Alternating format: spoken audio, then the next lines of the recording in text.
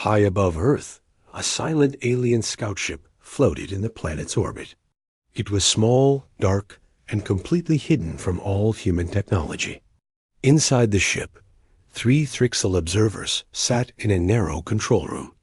They had pale gray skin, long black eyes, and wore tight suits covered in glowing symbols. Commander Zell stood tall among them. His voice was sharp. "Begin ground scan.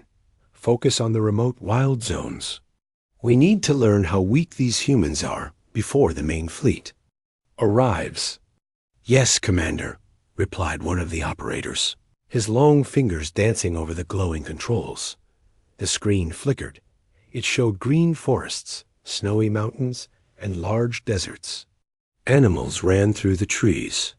Birds flew across rivers. And in the middle of one forest, something caught their attention, a wooden cabin. "There," said the operator. One human life form detected, alone, deep wilderness. "No weapons, no vehicle." Commander Zell nodded. "Perfect. A simple specimen. Let's observe his behavior." They zoomed in. The screen now showed a human male rough, strong, wearing a ripped shirt and carrying firewood in his arms. His face was calm. His body looked powerful. He dropped the wood outside the cabin and stretched his arms. "Primitive," one alien said, almost laughing. "He still uses trees for fuel." Commander Zell grinned. "This is what we're up against. This war will be easy." But just as he finished speaking, the calm scene changed. From the side of the trees, a massive brown bear emerged. It was huge, taller than the man, heavier, with sharp claws and teeth like knives. It had wild eyes, and it was hungry. The bear roared. Man turned. He didn't scream. He didn't run out instead. He picked up the axe stuck in a tree stump and faced the beast. The aliens leaned forward. The man shouted something, probably to scare the bear. But it didn't work. The bear charged forward, fast and angry dot. Then it happened. Man moved like lightning. He dodged left, swung the axe, and hit the bear in the shoulder. The beast roared in pain. Blood sprayed on the ground. But it kept attacking. The man dropped the axe. "Why?" whispered one alien. Then the man grabbed a thick branch from the firewood pile and started fighting hand to hand. He struck the bear. Again and again, on the head, the legs, the side. The bear bit his arm, and the man screamed, but didn't stop. He kicked, punched, even headbutted the beast. The fight lasted over 2 minutes. Brutal, loud, bloody dot. Finally, the bear collapsed, breathing heavy, broken. It groaned and crawled away, disappearing into the trees. The human stood still, body shaking, blood dripping from his wounds. He walked back to the cabin, opened the door, and stepped inside like nothing had happened. Silence filled the alien ship. The footage replayed automatically. The aliens stared at the screen. Their smiles were gone. Commander Zell turned slowly to his team. "That was a wild animal, yes?" "Yes, sir," whispered the operator. "And that was an unarmed human. No armor, no weapon, no fear." "Yes, sir." Commander Zell's voice became cold. "Record this. Tag this human. Send the footage to the main fleet. We will delay the invasion." One of the aliens finally spoke, nervous. "Commander, what if all humans are like this?" Zell didn't answer. He watched the screen one more time. The human's face stayed. In his mind, calm, strong, not afraid even in front of death. He gave a single order. "Begin full observation. Earth is not what we thought." Asterisk, the footage of the human fighting the bear was now inside the Thrixal Fleet's command archives. Silver data capsule shot across space from the scout ship to the mother warship, Claw of Dominion, which floated in the cold darkness behind Earth's moon. Inside this massive vessel, thousands of Thrixal soldiers waited. Their claws were sharpened. Their weapons were ready. Invasion was hours away. But everything changed the moment the High Commander received the footage. He stood in the control room, surrounded by glowing walls, metal walkways, and holograms showing Earth's surface. Tall, armored, and respected by every soldier, High Commander Trek was known as the voice of iron. When he spoke, no one dared interrupt. The screen in front of him lit up. The video began. The alien officers around him laughed in the beginning. Single human in the woods? A bear fight? How amusing. Then they saw what happened. The laughter died. The room fell quiet. The man didn't run. He didn't scream. He fought like a wild beast himself. He won. The camera showed every punch, every strike, every injury, and still the human kept standing. Blood covered his arms, yet he moved with fire in his eyes. The footage ended. No one spoke. High Commander Trek broke the silence. This is a civilian? The fleet's science officer stepped forward. Yes, sir. No armor. No known training. Just one human ... and a branch. Trek looked around at his officers. And he defeated a predator larger than himself. Alone. Yes, sir. Trek leaned over the table. Send this to every commander in the fleet. Classify it as priority intelligence. All invasion plans are to be paused until further evaluation. Across the Thrixel fleet, screens began flashing. Soldiers paused their training to watch the human versus bear footage. Some laughed, some frowned, but most sat in silence once it ended. Private Yahl, young and proud, had always believed humans were weak, but after watching the video, his hands trembled slightly. If this is what one wild human can do, what happens if we fight thousands? Soon, the footage reached the Thrixel homeworld. On the planet's capital, a giant curved building, called the Grand Eye, received the file. The building was where the Thrixel leaders met. There, old minds and cautious hearts made big decisions. Elder Varon, wise and slow to act, watched the footage in full. He whispered, "This world is not soft. Earth is a forge, and humans are its blades." Back in orbit, inside a quiet part of the warship, a team of psychological analysts reviewed the footage frame by frame. "He does not panic," one said. "He feels pain, but does not collapse," said another. "This is not just strength. It is instinct, a kind of ... madness." They concluded something terrifying. Humans do not fear death the same way other species do. They face danger with rage, not retreat.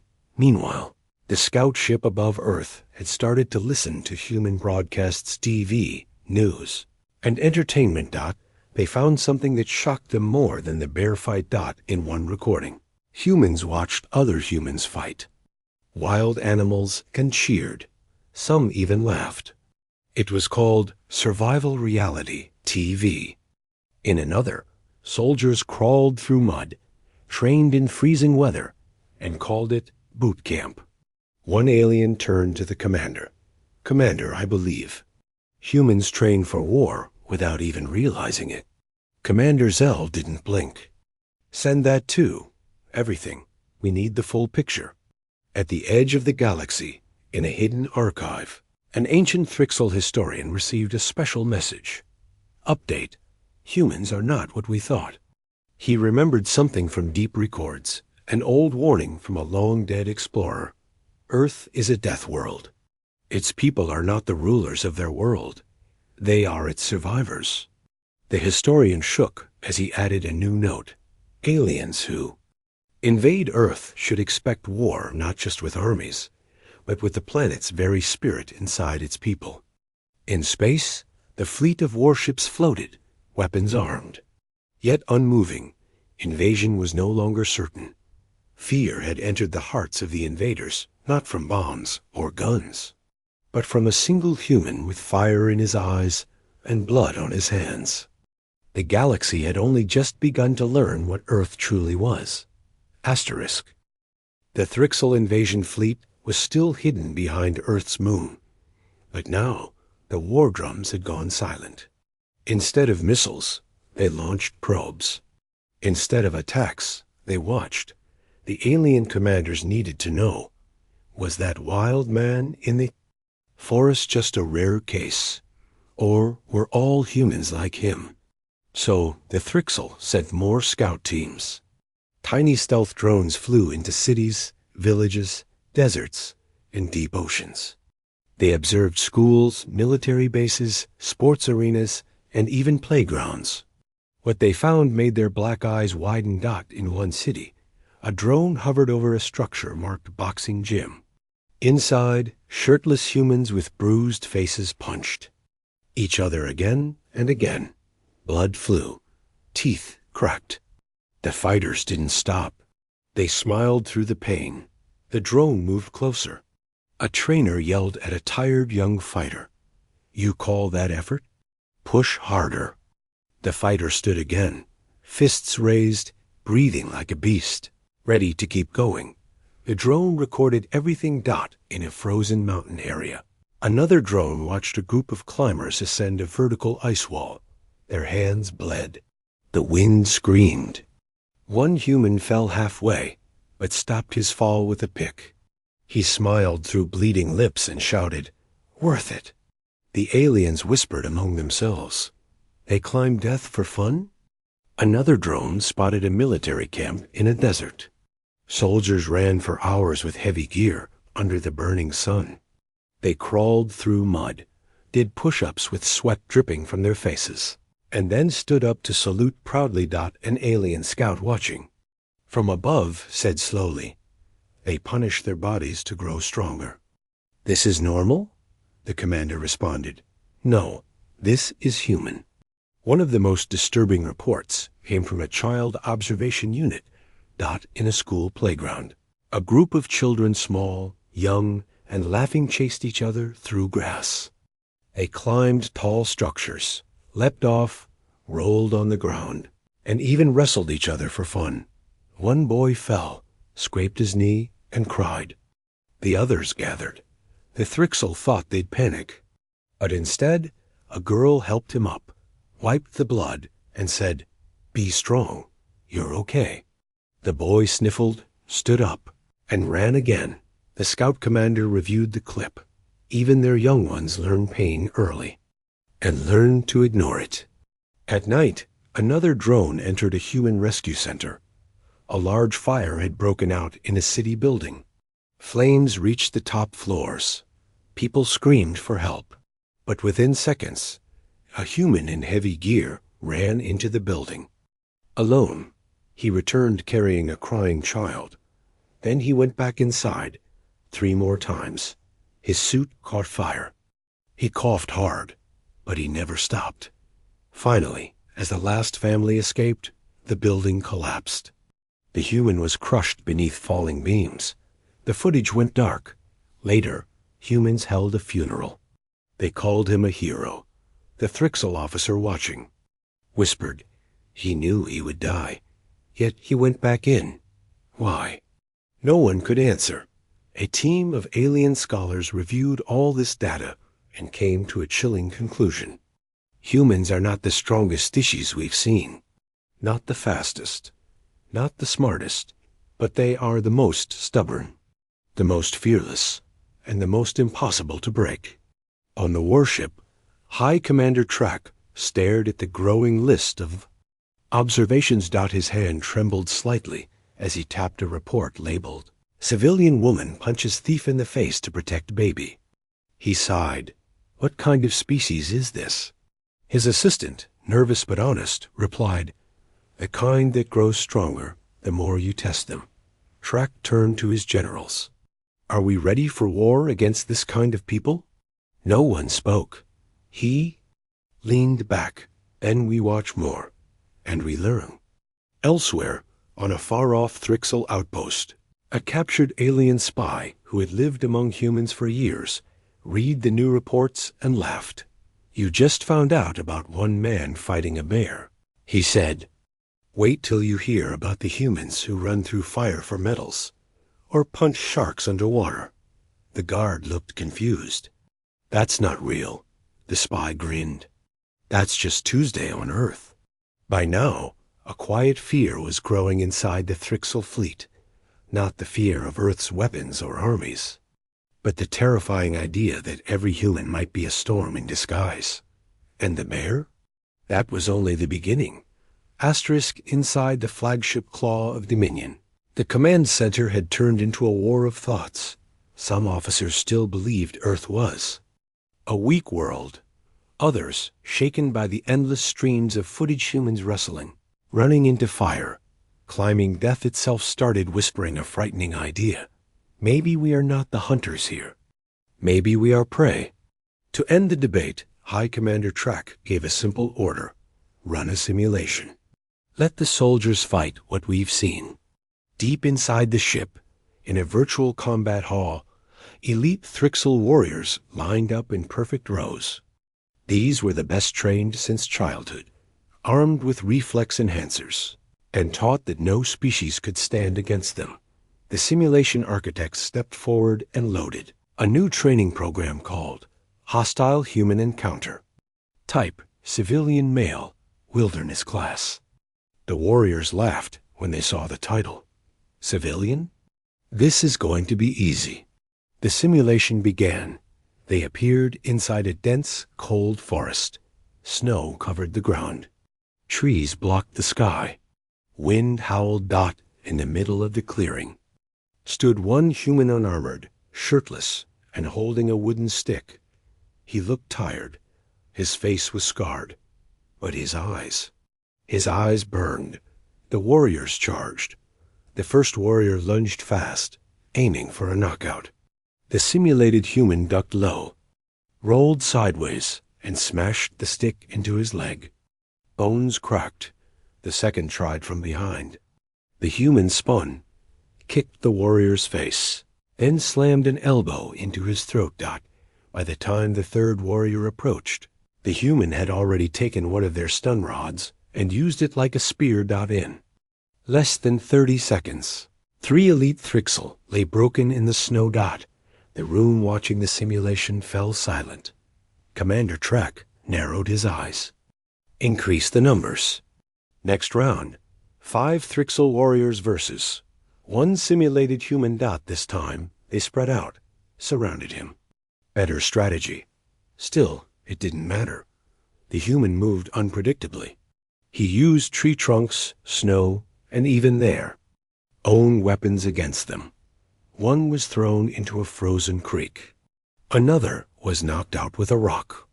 One warrior screamed as the human bent his arm backwards at a strange angle. By the end of the simulation, the human limped, but still stood.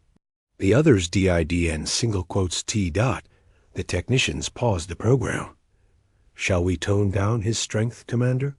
Trek shook his head. No. That is real data. We fight what exists. Whispers spread among the Thrixel soldiers. How can a civilian fight like this? He doesn't even have armor. Was he born on a death moon? In private, soldiers began checking human videos. One found a sport called rugby and watched in horror as humans smashed into each other without armor. Smiling. Another found a record of a woman lifting a car to save her child. One soldier asked quietly, how do they survive themselves? Back in the command chamber, a medical analyst showed a terrifying chart. Human biology is designed for survival. Muscle mass, dense bone structure, redundant organs. They also have a strange pain threshold. Some ignore injuries during battle. We don't know how. Another added, they release chemicals that make them fight harder when afraid. It's single quotes S. Suicidal, but effective. Trek didn't blink. And mentally? The reply was slow and uneasy, emotionally unstable, but extremely adaptive. When cornered, they don't freeze. They explode. To test one final theory, they ran. A simulation of 10 elite Thrixel against a human soldier based on real war footage. The soldier didn't just fight, he planned. He used terrain, noise, shadows, and deception. At one point, he pretended to retreat, only to lead the squad into a trap filled with sharpened metal and fire. He won. The room stared at the final frame of the simulation, the lone human standing over the bodies of the fallen. He looked up, bloodied, breathing hard, but smiling. Then he raised one finger toward the watching camera straight at the viewer dot, as if he knew they were watching. Commander Track stood, voice steady. Cancel combat drills. Send a full report to the High Council. Tell them Earth cannot be taken by force without extreme loss. We face a species that uses pain like fuel and fear like fire. He paused, and this was just a training program. Later that night, soldiers sat quietly in their bunks, not laughing, not boasting. Some looked out the windows toward the blue planet below. For the first time in their lives, they were not excited for war. They were afraid of waking the sleeping. Monsters below monsters that wore human skin and smiled while fighting death itself. Asterisk. Far away from Earth, across a maze of stars, the Thrixel homeworld rotated under a pale sundot. It was a world of cold logic, tall silver towers, and quiet minds. There were no wild animals, no pain games, no fire rescues, only perfect order. Here, the High Council of Ancients watched everything, judged everything, and allowed nothing without calculation. At the heart of the council tower, 12 elders sat in curved chairs made of glowing stone. Their faces were still, but their long fingers tapped nervously on data tablets. A priority message had arrived from Earth's invasion fleet. It wasn't a victory report. It was a warning. Elder Male, the oldest and most logical, leaned forward. His voice was thin but sharp. You say, a lone human beat a war beast with nothing but wood? Yes, Elder, replied the fleet's envoy, and the behavior is not rare. We've now seen children endure pain, civilians rescue others during disasters, and athletes damage their own bodies. Willingly, another elder whispered. For what purpose? To grow stronger, the envoy answered. They hurt themselves to become harder. A silence followed. Elder Male blinked once, slowly. We always believed they were weak because they are soft-skinned, because they smile and sing, he said. But perhaps we have misunderstood the meaning of strength. The elders played a series of files on the central display clips from Earth, collected by the scout drones. A mother shielding her child from a falling wall, crushed but smiling at the end. A soldier throwing himself on a grenade to save his team. A disabled man with only one leg, climbing a mountain using crutches. The room grew cold. These are not warriors, said Elder Care, eyes wide. These are normal humans. Later that night, Elder Male walked alone into the great archive. It was a quiet room filled with glowing scrolls, lost records, and warnings from the past. There, he found something ancient. A report written thousands of cycles ago by a scout ship that had briefly visited Earth during its early history. Earth is hostile. The animals are violent. The weather is unpredictable. The humans are unyielding. They survive through pain, not peace. Recommend no further contact.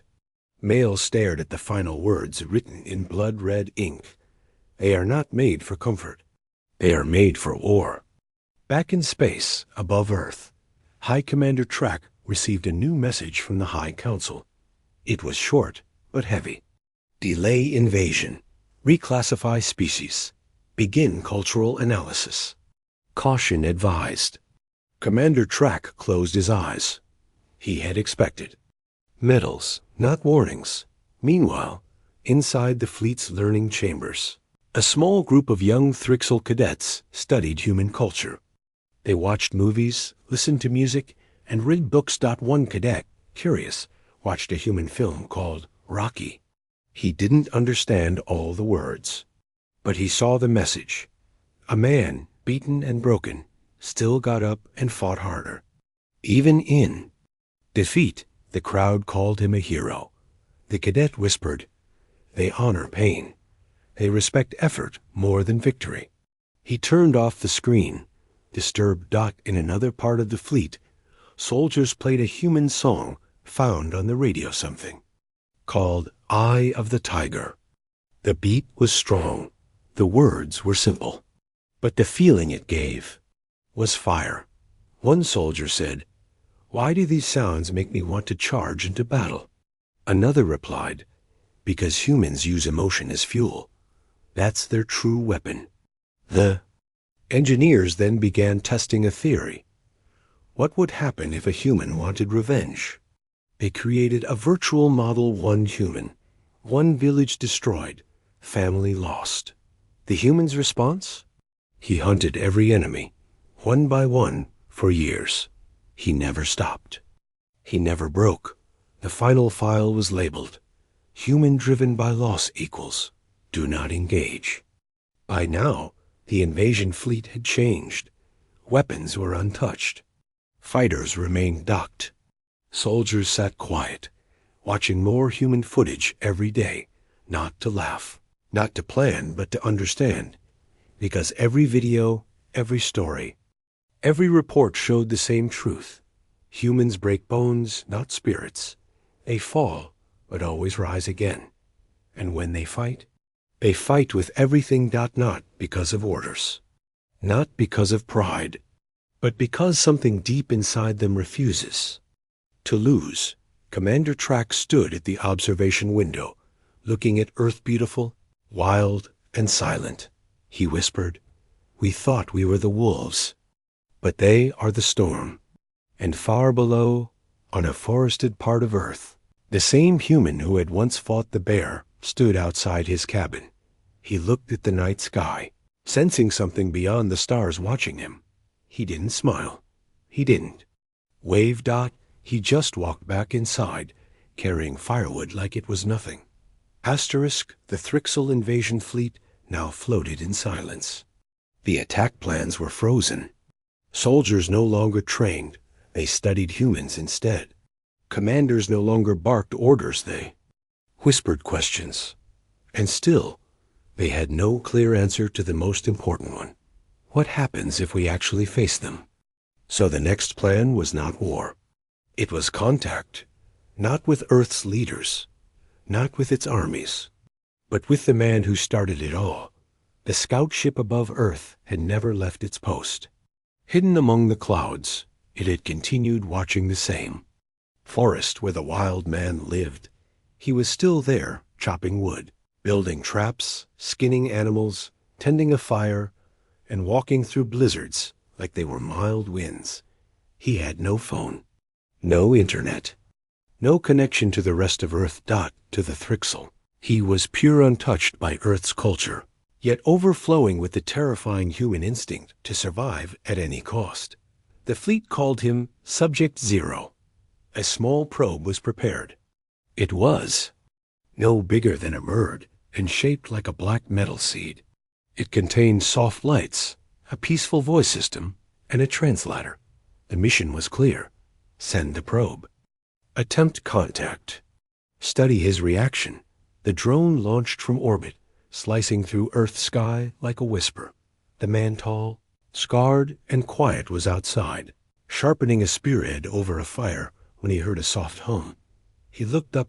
Something hovered between the trees. Not a bird. Not a drone.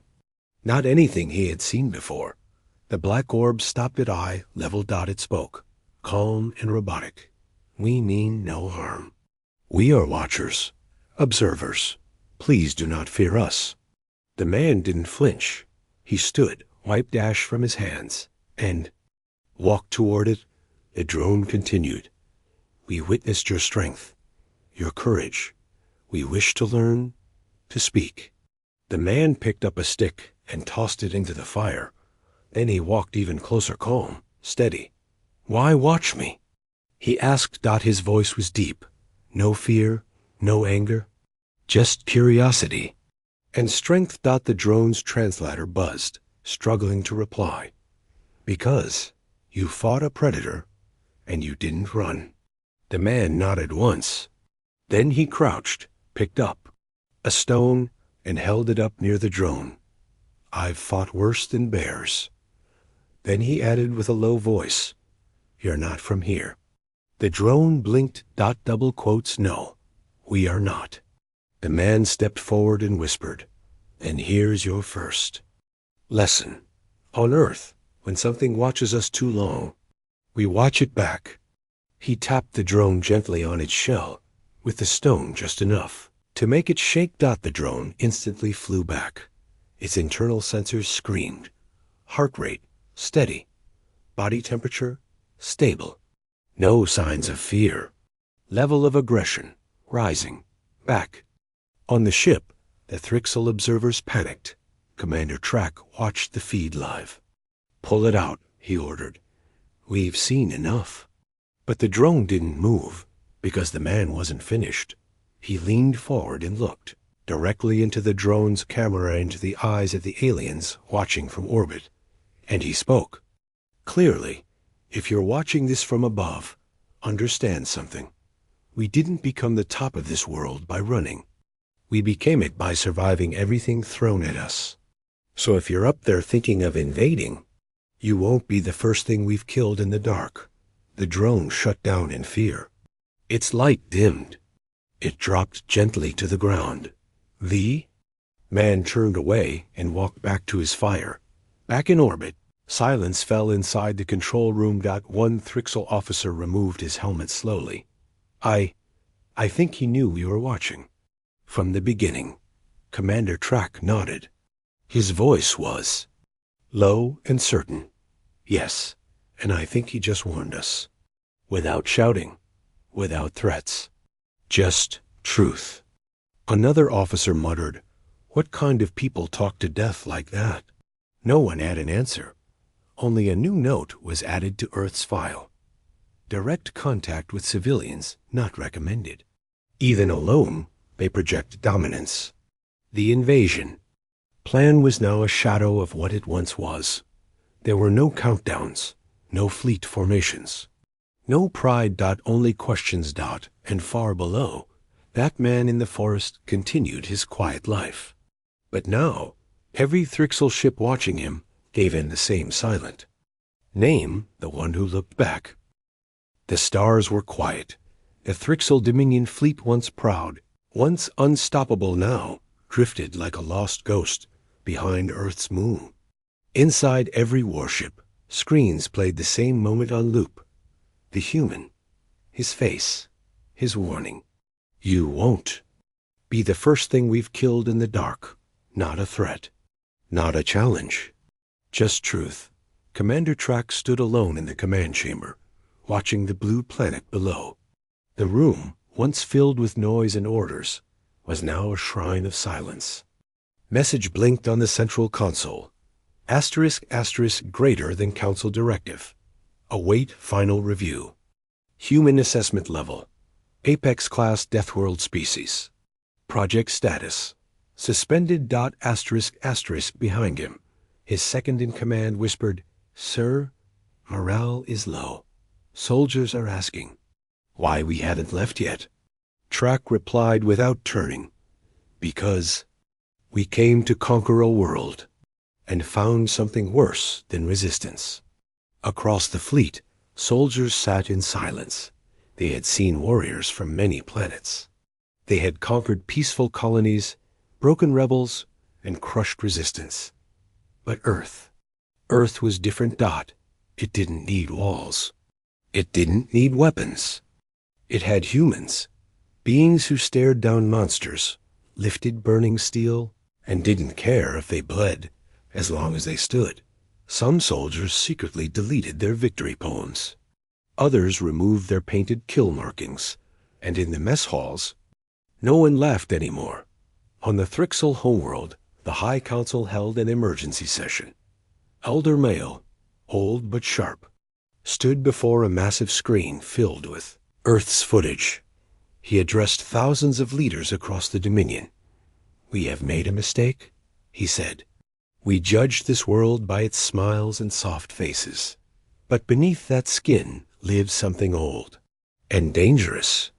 He played scenes from the past week, a firefighter walking through flames, a soldier returning from battle with one arm missing still smiling, a girl punching a wolf to save her puppy, a man in the forest warning the stars with steady eyes. Then Mail spoke the words that echoed across 100 worlds. We were not prepared for Earth, and Earth is always prepared for war. Back in orbit, Commander Track gathered his top officers. He walked into the room carrying a sealed document dotted red. Final Action Order, Operation Void. He placed it on the table. This, he said, was the original command to launch. Full planetary assault. He looked around the room, every officer tense, silent, waiting. Then, without a word, he tore the document in half. The others gasped. Track turned to the window and spoke quietly. We don't need to conquer Earth. We need to avoid Earth. New orders were sent fleet-wide. Disengage. Do not interact. Do not provoke. Watch only from distance. If contact occurs, retreat with respect. Some Thrixel officers protested. They're still primitive. They don't even have warp bombs. But Track answered with one sentence. They don't need bombs. They are the bomb. As the fleet prepared to leave, one last act was carried out. A small satellite was dropped quietly into orbit. It didn't carry weapons or spies. Not carried a single message broadcast in hundreds of human languages.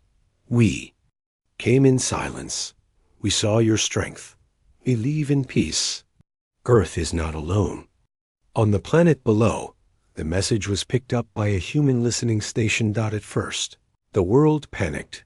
Then they asked, who scared the aliens away? Governments scrambled to find the cause. They found nothing. Only rumors. Some said a secret military strike. Others believed it was a hacker group. But deep in a snowy forest, a man sat by a fire, sharpening a spear, unaware of the galactic storm he had stopped.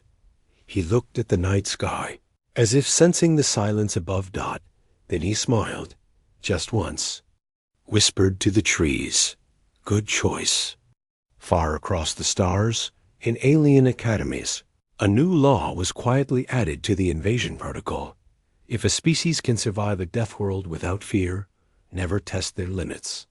And under the name Earth, in bold red text, the Thrixel wrote, classified, not to be engaged, not to be provoked, not to be underestimated.